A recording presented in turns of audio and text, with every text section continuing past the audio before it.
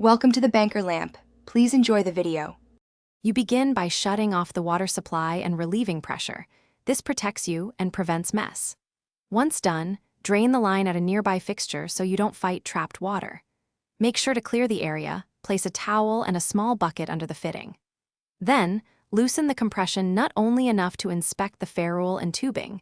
This tells you whether replacement, reseating, or cleaning is needed before reassembly. You now remove the nut and ferrule. Note how the ferrule sat on the tube so you can replicate it. If the ferrule or tube end is damaged, cut back a small amount, deburr the cut, and use a new ferrule. Slide the new ferrule and nut onto the tubing, push the tube fully into the fitting until it seats. This prevents leaks.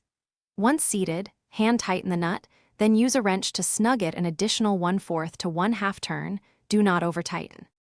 You finish by restoring the water supply slowly while watching the repaired joint closely.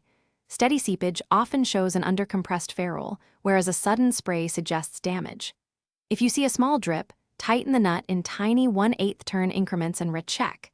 This corrects undercompression without stressing parts. If tightening fails, disassemble and replace the ferrule.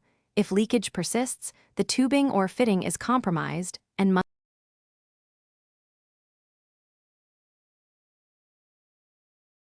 Thanks for watching. If this was helpful, leave a like and consider subscribing. See you next time.